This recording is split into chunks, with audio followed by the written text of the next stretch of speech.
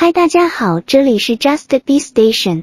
今天讲的都是关于腾讯的几次宣发事件。首先咱们来看腾讯视频的一波让人直呼666的操作。它的服务器在17号晚上8点半突然崩了，国内版和海外版都连不上去了。腾讯和电视剧《荣耀》主演的粉丝们迅速反应过来，变被动为主动，趁机为进入付费超前点播的电视剧《荣耀》搞了一波宣发。开始是有人分析说，今晚是荣耀男女主结婚的日子，一定是观看数量太多，把服务器挤崩溃了。这种说法十分顺耳，迅速得到了男女主演粉丝的拥护和宣传。腾讯这时候站出来，先是官博账号认领了这种说法，说服务器就是这部电视剧给搞崩的。接着又有所谓腾讯的副总、员工和程序员纷纷表示，来看荣耀大婚的人太多了，服务器承受不住。他们的发言截图也迅速出现了各大营销号的通稿上，内容非常一致，都是看似调侃腾讯视频，实际上大夸特夸荣耀这部剧，把荣耀太火了这个观点传递到全网各处。无利不起早，营销号发微博都是要赚钱的，每次他们这么行动统一的时候，我们就知道这是收到宣发费了。腾讯用卖惨来做宣传，这种方式做起来可以说是驾轻就熟。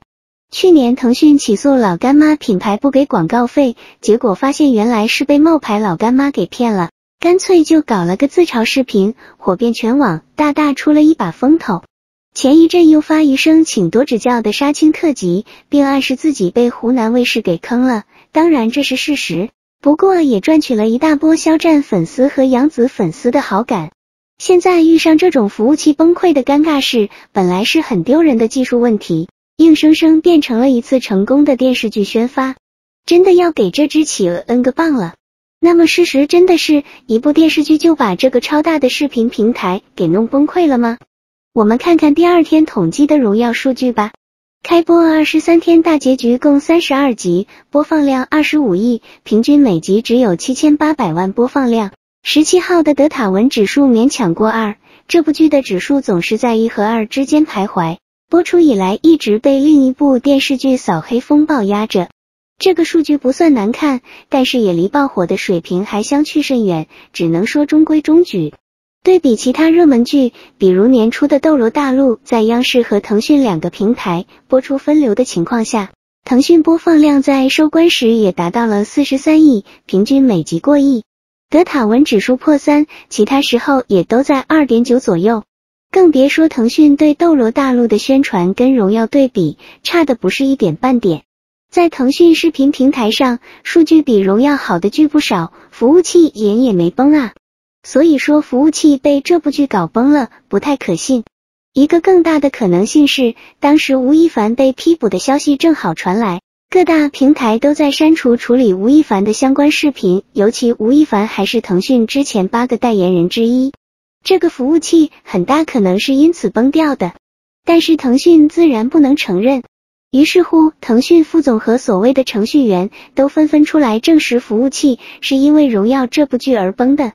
这两种级别高又有技术含量的员工出来吆喝，让人不由自主的信服。然而转念一想，这不就是腾讯自家员工举着大喇叭喊，我家电视剧太火了，快来买 VIP 吧，都来给我送钱。这种王婆卖瓜自卖自夸的精神，我们也是锐似败了。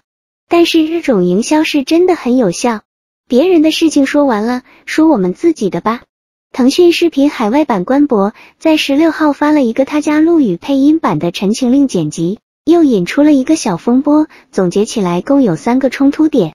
第一个冲突点，评论区小飞侠和博君一肖 CP 粉的冲突。先说这里面为什么没有王一博伪粉来掺和呢？因为王先生伪粉太少了，评论区每次都被挤到后面不见人影，后来他们也就不来自取其辱了，所以每次都是 CP 粉替他出头。大家可以看下评论区，一开始小飞侠没来，评论区都是双人的名字，叫嚷着陈情令双男主，并且一如既往的把王一博放在前面。小飞侠看到了，非常讨厌 CP 粉这种无视肖战对电视剧的贡献，无视肖战大男主地位的行为，于是跑过来控评。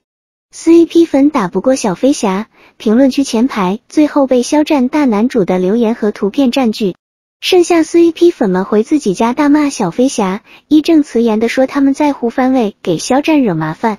这里先不说是否需要控评，就这个番位问题和小飞侠心中的愤恨，有必要解释清楚。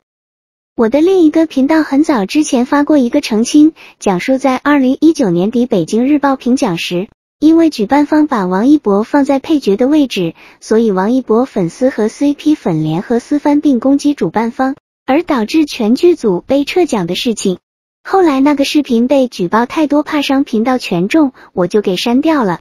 其实也不用澄清，只要看过《陈情令》的，除了自欺欺人的一些 CP 粉，其他观众都看得很明白。《陈情令》是一部大男主剧，无论是故事主线，还是出场时间，还是剧组宣发，或者是电视剧的名称，都清清楚楚地明示了肖战的一番大男主地位。他的戏份时间是王一博的近2倍，连江澄的戏份都比王一博的多，更别说好多王一博的戏份都是替身演的。